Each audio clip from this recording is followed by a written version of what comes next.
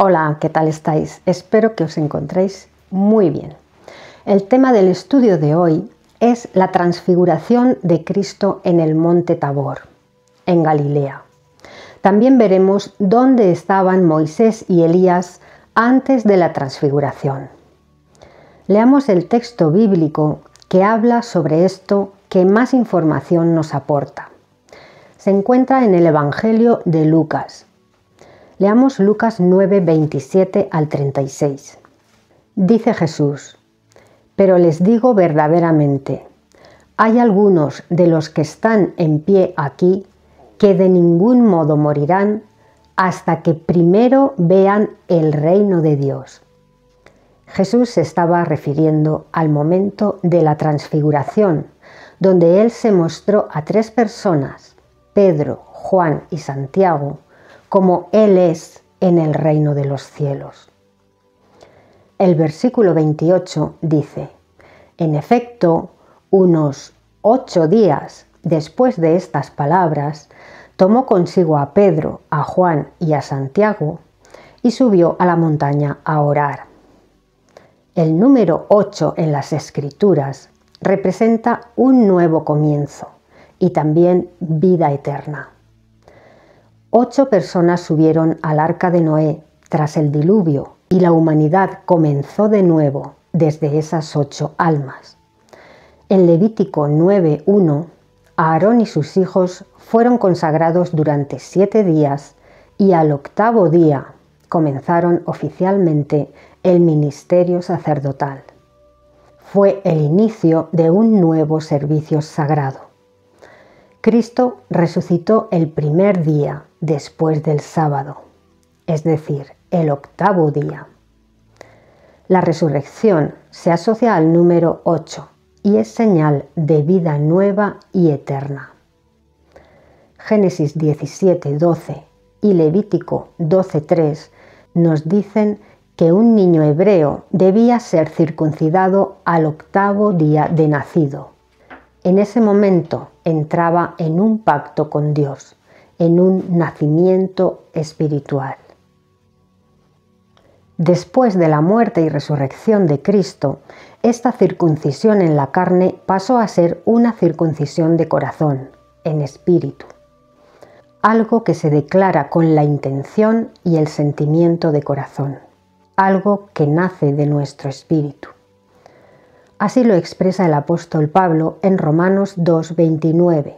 Dice: más bien es judío el que lo es por dentro y no por un código escrito. En el libro de Apocalipsis leemos que el milenio número 7 corresponde al reinado milenial de Cristo. Y el 8º milenio será el milenio donde podremos disfrutar de la vida eterna en espíritu. Será un nuevo comienzo. En cuanto a los 8 días que transcurrieron desde que Jesús dijo estas palabras hasta el momento de la transfiguración, Marcos y Mateo dicen 6 días después, Mateo 17:1 y Marcos 9:2.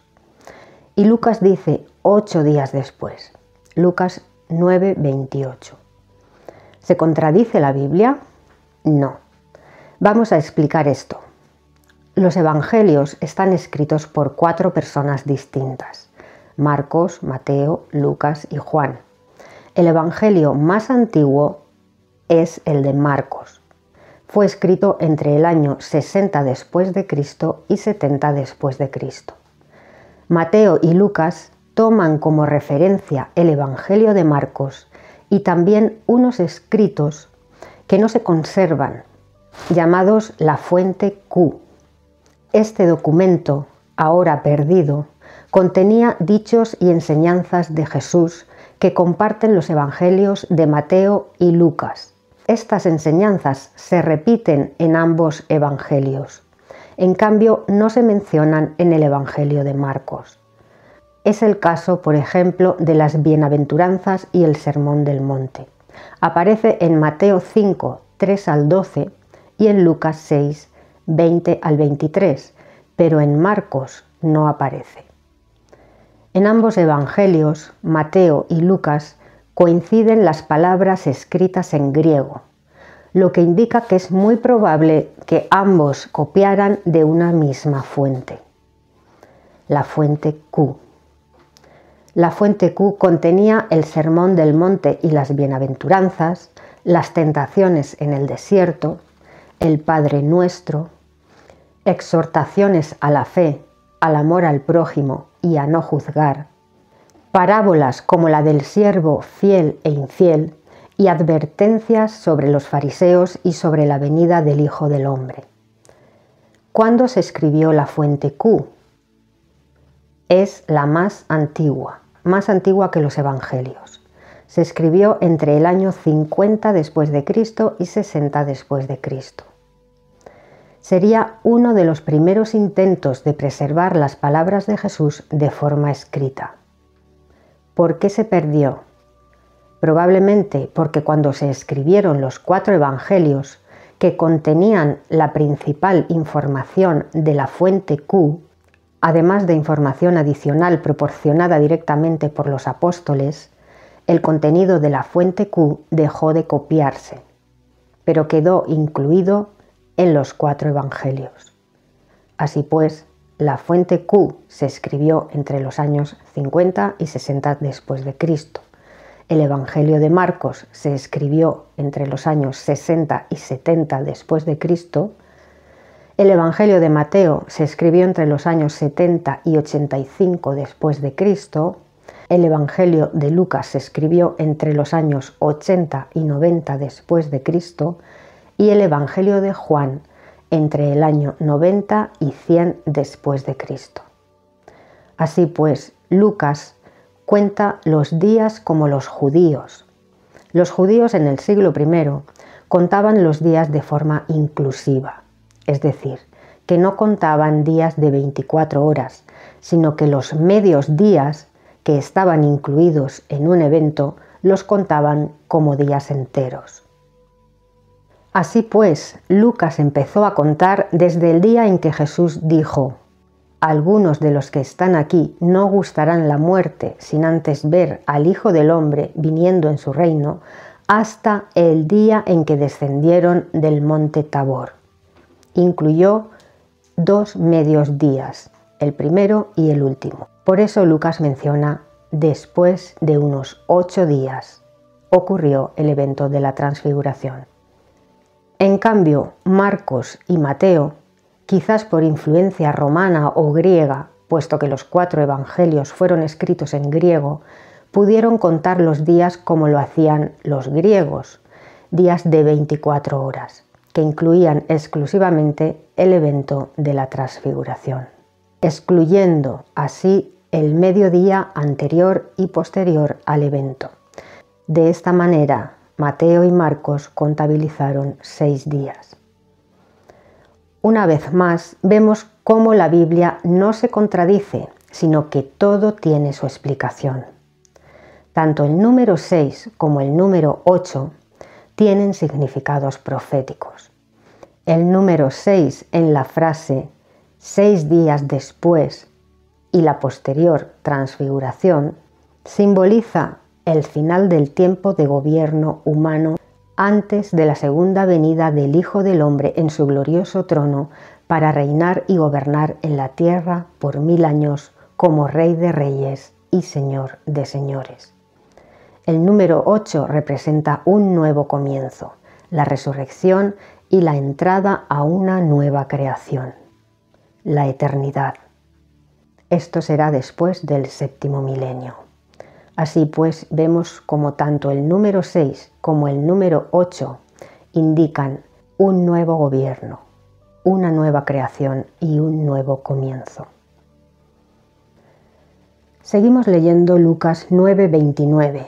Dice: «Y mientras Jesús oraba, su rostro cambió de forma y su vestidura se volvió luminosa, blanca, resplandeciente». Fijaos lo que dice: mientras Jesús oraba, su rostro cambió de forma y sus vestiduras se volvieron blancas, luminosas. Esa era la forma y las vestiduras que Jesús tenía en los cielos antes de encarnar en un cuerpo de carne y sangre. Jesús es de naturaleza divina. Su naturaleza es igual a la de su Padre, 100% divina, pura luz. De hecho, Juan 1:9 dice: «La luz verdadera que da luz a toda clase de hombre estaba para venir al mundo. Estaba en el mundo, y el mundo vino a existir por medio de él, pero el mundo no lo conoció». El Hijo de Dios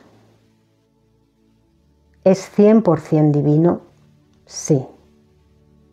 ¿Es un Elohim creador? Sí. ¿Es Dios? ¿Es el Padre? No. Jesús dijo en Juan 14:28, «El Padre es mayor que yo». Y no se estaba refiriendo a su condición humana, a su condición durante su estancia en la tierra. Porque hay gente que para amoldar este versículo a sus creencias preconcebidas, trinitarias, interpretan que Jesús fue inferior al Padre solo durante su estancia en la tierra, por su condición humana, pero que cuando subió a los cielos y tuvo su plena condición divina, fue igual al Padre. Jamás dijo Jesús tal cosa. Jamás dijo que Él es igual al Padre, todo lo contrario. Nunca quiso hacerse igual al Padre. Él reconoce y respeta la jerarquía divina y sabe que el Padre es mayor que Él y se goza en ello y se goza en servirle. Cuando Jesús dice «el Padre es mayor que yo», se refiere tanto a su condición carnal como a su condición divina. Leamos Juan 14:28. Dice: «Oyeron que les dije, me voy y vengo otra vez a ustedes. Si me amaran, se regocijarían de que sigo mi camino al Padre, porque el Padre es mayor que yo». Está hablando de que allá donde Él va, a la diestra del Padre, allí el Padre es mayor que Él. Cuando Juan dice en el capítulo 1, «Todas las cosas vinieron a ser por medio de Él», no le está atribuyendo a Cristo el papel de Creador supremo, sino de mediador. A través de Él, el mundo vino a ser, pero el arquitecto es el Padre. Cristo es el maestro de obras y los ángeles son los obreros. Esta misma jerarquía la vemos en 1 Corintios 8:6. Dice: «Para nosotros hay un solo Dios, el Padre, procedente de quien son todas las cosas, y nosotros para Él. Y hay un solo Señor, Jesucristo, mediante quien son todas las cosas». 1 Corintios 11:3 dice: «Quiero que sepáis que Cristo es la cabeza de todo varón, el varón es la cabeza de la mujer, y Dios es la cabeza de Cristo». Vemos de nuevo la jerarquía celestial donde Dios es la cabeza de Cristo resucitado. El Padre es mayor también en los cielos. Seguimos leyendo Lucas 9:30. Dice: «También, mira, 2 varones conversaban con él, los cuales eran Moisés y Elías. Estos aparecieron con gloria y se pusieron a hablar de la partida de él, que estaba destinado a cumplir en Jerusalén». De repente aparecen en ese mismo lugar, en la tierra, en el monte Tabor, de forma visible, Moisés y Elías. Moisés y Elías son 2 siervos de Dios, a los que separaban 400 años cuando vivieron en la tierra, y ahora aparecen vivos y juntos, hablando con Jesús sobre su muerte y resurrección. Probablemente lo estaban fortaleciendo en vista a la proximidad de la pasión y crucifixión de Jesús. Moisés murió y ahora aparece vivo. Elías fue arrebatado al cielo en un carro de fuego. ¿Cómo puede ser esto, si Jesús dijo que nadie había subido al cielo antes de su muerte?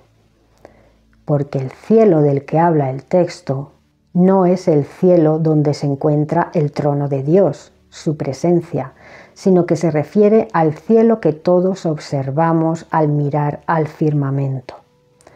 Jesús dice en Juan 3:13, nadie ha subido al cielo sino el que bajó del cielo, es decir, el Hijo del Hombre que está en el cielo. Entonces, si nadie ha subido al cielo, a la presencia divina, ¿dónde estaban Moisés y Elías?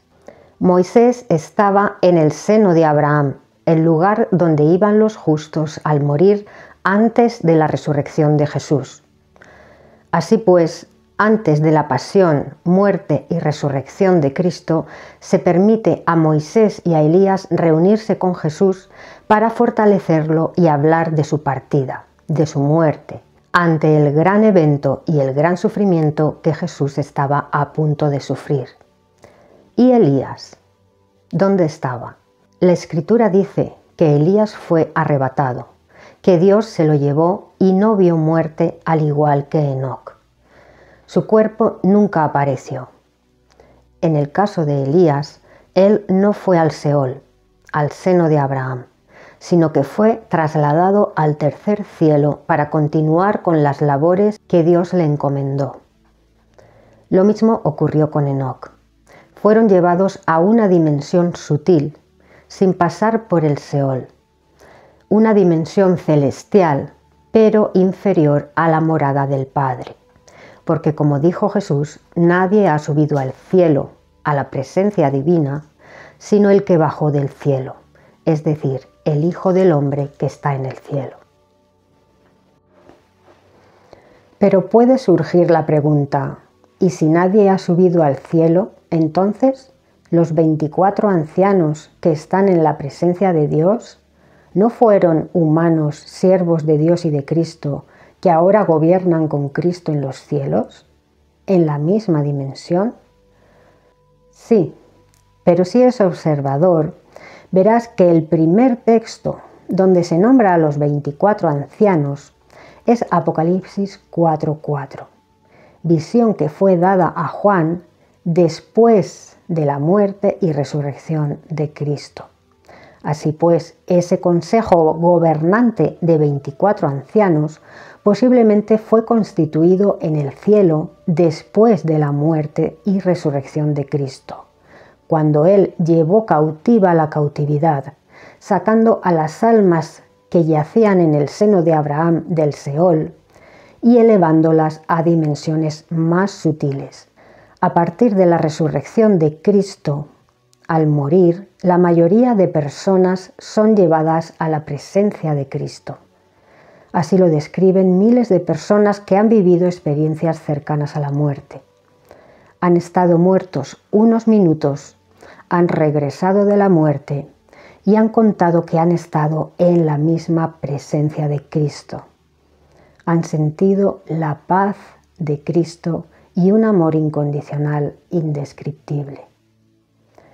Probablemente Moisés y Elías formaban parte de los 24 ancianos, pero no subieron al cielo hasta después de la muerte y resurrección de Cristo, cuando Él los elevó en su ascensión al Padre.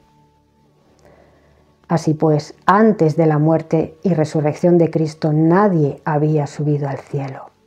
Después sí. Por lo tanto, este consejo de 24 ancianos celestial, formado por humanos que han sido elevados al cielo para reinar con Cristo, se formó después de la muerte y resurrección de Cristo. Veamos ahora lo que dicen exactamente los textos que hablan de las dos personas que no murieron, sino que Dios se las llevó, que fueron arrebatadas, trasladadas de la tierra. Ellos fueron Enoc y Elías. Leamos Segunda de Reyes 2:11. Elías y Eliseo caminaban juntos. Dice el versículo: y aconteció que mientras ellos iban andando, hablando al andar, pues mire, un carro de fuego y caballos de fuego, y éstos procedieron a separar a los dos, y Elías fue ascendiendo a los cielos en la tempestad de viento. La palabra hebrea cielos, aquí, samayim, se refiere al firmamento, a la región del primer cielo donde se pueden ver las nubes. Así pues, el texto describe lo que el testigo ocular vio con sus propios ojos. Lo que observó fue que Elías fue elevado a las alturas hacia un carro de fuego. En el caso de Enoc, que tampoco conoció la muerte, ¿qué significa esto? Que fue llevado directamente hacia la dimensión a la que estaba destinado, al igual que Elías. En el caso de Enoc tenemos dos textos que hablan sobre esto, Génesis 5:24 y Hebreos 11:5. Vamos a la Biblia Septuaginta, Génesis 5:24, dice: Y complació Enoc a Dios, y no fue hallado porque Dios lo trasladó, o Dios se lo llevó. ¿A dónde? No lo dice. El apóstol Pablo, haciendo alusión a Génesis, dice en Hebreos 11:5: Por fe Enoc fue transferido o trasladado. Algunas Biblias añaden al cielo. En la Biblia interlineal y en la Biblia Septuaginta, que son las más fiables, no dice al cielo, solo dice que fue trasladado. Luego hay gente que dice que la Biblia se contradice. No hay contradicciones en la Biblia, solo hay malas traducciones y malas interpretaciones. Nadie subió al cielo antes de la muerte y resurrección de Cristo, a la presencia de Dios, sino el Hijo del Hombre. Porque cuando Jesús habla aquí diciendo nadie subió al cielo, se refiere a la presencia de Dios. La palabra griega utilizada por Jesús en Juan 3:13, donde dice nadie subió al cielo sino el Hijo del Hombre, esa palabra cielo es ouranos, se refiere a cielo como morada de Dios. Entonces, ¿dónde fueron Enoc y Elías? A una dimensión celestial inferior a la morada de Dios. Y posteriormente, después de la muerte de Cristo, fueron ascendidos a la presencia de Dios, formando parte del consejo de los 24 ancianos que probablemente fue creado después de la muerte y resurrección de Cristo. Seguimos leyendo Hebreos 11:5. Dice: Por fe Enoc fue transferido para que no viera la muerte, y no fue hallado en ningún lugar. Así pues, la aparición en el monte Tabor de Moisés y Elías, quienes representan la ley y los profetas, junto con la historia de Lázaro y el rico, nos muestran claramente, primero, que hay vida después de la muerte. Segundo, que la muerte no es un sueño. Estar descansando de los trabajos de la tierra no es estar durmiendo. El término estar dormido que utilizó Jesús cuando resucitó a la hija de Jairo hace referencia a la resurrección. Porque así como cuando alguien se va a dormir cada noche, se levanta a la mañana siguiente, así la carne que muere se levantará en espíritu el último día del reinado milenial de Cristo, como dice Apocalipsis 20, 11 al 14. Esto acontece después del reinado milenial de Cristo. Dice: Y vi un gran trono blanco, y al que estaba sentado en él. De delante de él huyeron la tierra y el cielo, y no se halló lugar para ellos. Fijaos que hasta el 7º milenio, incluyendo el reinado milenial, la tierra siempre había sido restaurada, regenerada. Pero en el 8º milenio, después del reinado milenial de Cristo, ya no se habla de restaurar la tierra se restauró al inicio de ese reinado milenial y ya no se volvió a arruinar más. Dice que la tierra y el cielo pasan y ya no hay lugar para ellos. Ya no hay lugar para la materia, para eso que es corruptible, sino que se produce un nuevo salto evolutivo y la materia se transforma en energía. Por eso los muertos son resucitados en espíritu. La naturaleza del planeta y de nosotros mismos en el 8º milenio será espiritual. Así lo dice Jesús en Mateo 22:30. Dice, porque en la resurrección ni se casan los hombres ni se dan en matrimonio las mujeres, sino que son como los ángeles en el cielo. Si toda esa gente son espíritus, lo lógico es que el resto de gente que ha pasado del 7º al 8º milenio también sean espíritus. En el 8º milenio viviremos en un planeta Tierra inmaterial, porque cuando la materia aumenta su sutileza, vibra más alto, se transforma en energía. Y solo de esa manera, cuando ya no exista la carne que es corruptible, podremos ser eternos sin necesidad de tener que comer de los árboles de la vida. Durante el reinado milenial, todavía tendremos cuerpos de carne y sangre, y para no morir, porque la carne es corruptible, habremos de comer de los árboles de la vida que se encuentran en la Nueva Jerusalén. La Nueva Jerusalén desciende a la tierra al comienzo del reinado milenial, del 7º milenio, no del 8º. El capítulo 21 y 22 de Apocalipsis se refieren al reinado milenial, al 7º milenio, no al 8º. Lo único que se menciona en las Escrituras acerca del 8º milenio es que el cielo y la tierra pasarán y que los muertos serán resucitados en espíritu.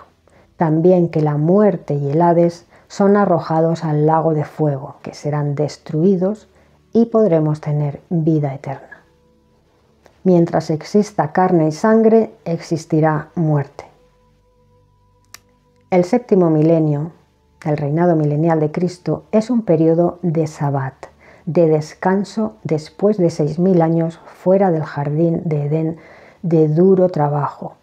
Pero al final de este año sabático, se soltará a Satanás y todos los que se pongan de su parte serán destruidos. A partir del 8º milenio, que significa la eternidad, habrá un nuevo comienzo, donde la cizaña se habrá quemado por completo y no hará más daño. Solo el trigo heredará esa vida eterna, los que hayan pasado todas las pruebas y hayan demostrado con hechos su amor y fidelidad a Dios. Como dijo Jesús, el que permanezca fiel hasta el final será salvo. Dice Lucas 9:31 que Moisés y Elías se pusieron a hablar de la partida de Jesús, de su muerte. Esto indica que lo que estaba ocurriendo era un acontecimiento en tiempo presente. No era una visión del pasado o del futuro, era real, en tiempo presente. Ellos bajaron a esta dimensión para fortalecer a Jesús. Y todos los que estaban en el lugar, 5 personas, fueron testigos de la divinidad de Jesús, su apariencia real, su forma en el reino de los cielos. Moisés y Elías fueron 2 testigos de la transfiguración de Jesús y probablemente sean los mismos 2 testigos de los que habla Apocalipsis 11, ya que Malaquías dice que el Señor enviará a Elías antes del gran día de Yahvé. Leamos Malaquías 4:5. Dice, miren, les envío a Elías el profeta antes de la venida del día de Yahvé, grande e inspirador de temor. Se está refiriendo a los juicios de las trompetas, los juicios de las copas y la gran batalla de Armagedón que librará Cristo en su segunda venida contra el anticristo y esos 10 reyes que se aliarán con él en la tierra.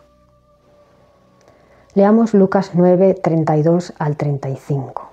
Dice, y Pedro y los que estaban con él estaban rendidos de sueño.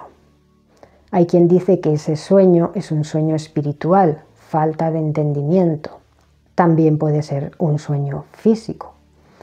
Dice el texto: pero cuando se despertaron completamente, vieron la gloria de él y a los dos varones que estaban de pie a su lado. Y mientras estos se alejaban de él, Pedro le dijo a Jesús: Maestro, qué bueno que estemos aquí. Haremos 3 refugios, 3 enramadas, una para ti, una para Moisés y una para Elías. No se daba cuenta de lo que decía, dice el texto. Pero mientras él decía estas cosas, se formó una nube que comenzó a cubrirles. Cuando la nube los envolvió, les dio miedo. Entonces de la nube salió una voz que decía: Este es mi Hijo, el escogido, escúchenlo. Cuando la voz se oyó, Jesús quedó solo. Ellos se quedaron callados y en aquellos días no le contaron a nadie lo que vieron. Esta nube representa la mismísima presencia de Dios. Recordad que cuando Moisés recibió las tablas de la ley en el monte Sinaí, la presencia de Dios se manifestó en forma de nubes, truenos, relámpagos, terremotos, sonido de trompeta y fuego. Fenómenos naturales. Fenómenos naturales se describen también en Apocalipsis 4, donde se describe el trono de Dios. Nombra un arco iris alrededor del trono y cómo del mismo trono salían relámpagos y truenos y voces. Y delante del trono había 7 lámparas de fuego, las cuales son los 7 espíritus de Dios. Estos 7 espíritus representan el Espíritu Santo de Dios, que en Pentecostés descendió sobre 120 personas en forma de lenguas de fuego. En conclusión, lo que nos enseña este pasaje, al igual que la historia de Lázaro y el rico, es que sí hay vida después de la muerte, y no una vida donde se permanece dormido en un sueño profundo, sino una vida activa y plena. Estos 2 siervos de Dios, Moisés y Elías, vinieron para fortalecer a Jesús y hablaron con él del momento presente por el que Jesús estaba pasando, la proximidad de su crucifixión y posterior resurrección. No pudo ser solamente una visión, puesto que ellos estaban conversando con Jesús de su momento presente, de su pasión, crucifixión y resurrección, y su camino hacia el Padre, paso a paso, desde lo más bajo hacia lo más alto. De esta manera nos mostró cuál es el proceso que cada uno de nosotros hará cuando deje el cuerpo físico en esta tercera dimensión. Hasta aquí el vídeo de hoy. Espero que os haya sido de utilidad la información. Nos vemos en un próximo vídeo. Gracias por escuchar la palabra inspirada. Un abrazo. Chao.